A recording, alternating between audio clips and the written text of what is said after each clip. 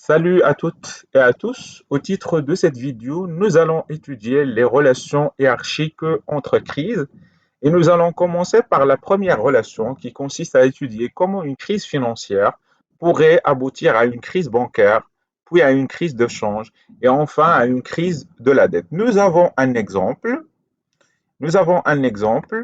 pour un pays X et on va commencer par le commencement. Nous avons une crise financière qui s'affiche dans le fait que les investisseurs paniquent et retirent tous leurs capitaux d'un coup. Pourquoi? Parce qu'ils estiment que le pays X est incapable de rembourser sa dette. Donc, ces mêmes investisseurs vendent la monnaie locale. On va dire que c'est le peso. Le résultat de cette situation, c'est que le peso s'effondre. C'est l'application de la loi de l'offre et la demande. À partir du moment qu'il y a que voilà, le peso est vendu massivement, eh ben, ça fait chuter la valeur du peso. Et parce que les entreprises de ce pays avaient leurs dettes en dollars, avec le peso qui dégringole, ils ne peuvent plus rembourser leurs dettes. Leur dette a doublé ou bien a triplé à cause de la chute de la valeur du peso. Donc, elles font faillite et les banques aussi. Pourquoi? Parce que les entreprises qui se sont endettées auprès des banques ne peuvent plus rembourser ces mêmes banques. Donc, on parle d'une crise bancaire. Et cette crise bancaire va conduire à une crise de la dette. Parce que qui doit sauver les banques? C'est l'État. Mais l'État n'a plus d'argent parce que le dollar et l'euro, on l'a utilisé pour rembourser les investisseurs. Et lorsque les investisseurs ont demandé le dollar et l'euro, l'État ne pouvait pas refuser. Donc, on a utilisé nos réserves de dollars et en euros pour faire face à cette demande sur les monnaies étrangères qui était grandissante et dans un temps qui est très très limité. Donc, sa propre dette explose, il ne, il ne peut plus rembourser. Maintenant, nous allons étudier la deuxième relation. Comment la crise bancaire conduit à une crise économique. La crise bancaire se concrétise dans le fait que les banques du pays X font faillite ou cessent de prêter plus de crédit pour le particulier ni pour les entreprises. Alors, comment cette situation va conduire à une crise économique? Parce qu'il y a un problème avec les banques qui font faillite et qui ont durci leur politique de crédit, les entreprises n'obtiennent pas de prêts, donc elles arrêtent d'investir, elles licencient ou ferment.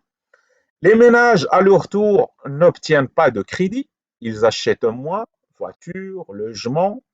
Le résultat de cette situation, c'est qu'on a une production en baisse, le chômage en hausse, une récession globale. C'est la crise économique. Voilà comment la crise bancaire pourrait conduire à une crise économique. La troisième relation, comment une crise économique pourrait conduire à une crise de la dette. Toujours l'exemple avec le pays X. Donc, on a tout d'abord une crise économique. Le pays X est en récession, les usines ferment, le chômage explose, les gens achètent moins. Alors, le résultat, c'est que l'État reçoit moins d'impôts car les revenus et les profits baissent. L'État doit dépenser plus en termes d'allocation chômage, aide aux entreprises pour réussir la relance de l'économie.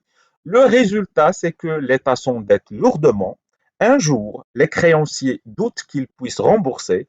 Les taux d'intérêt augmentent de manière très importante. L'État ne peut plus emprunter ni rembourser sa dette. C'est la crise de la dette souveraine et voilà, l'État souffre du défaut de paiement.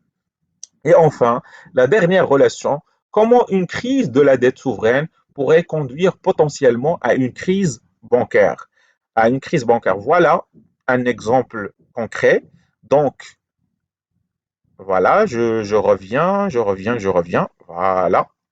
Alors, l'État du pays X annonce qu'il ne peut plus rembourser sa dette. C'est ce qui est arrivé au Mexique dans les années 80. Ces obligations, bons du trésor, perdent toute valeur. Pourquoi? Parce que l'État est en faillite. Et à partir du moment que l'État a fait cette déclaration, les banques du pays X possédaient justement beaucoup d'obligations d'État dans leurs réserves, dans leur portefeuille. Donc même les banques du pays X, ils vont souffrir de cette situation. Quand l'État fait défaut, ces obligations valent zéro. Les banques perdent tout leur capital et tous leurs investissements. Les banques deviennent insolvables, les clients paniquent et retirent leur argent massivement, une nouvelle crise bancaire ou aggravation de la précédente. Et ben voilà, je vous ai donné des exemples qui sont clairs, qui sont simples pour comprendre cette situation d'interdépendance ou bien ces relations hiérarchiques entre les crises. Je vous remercie pour votre attention.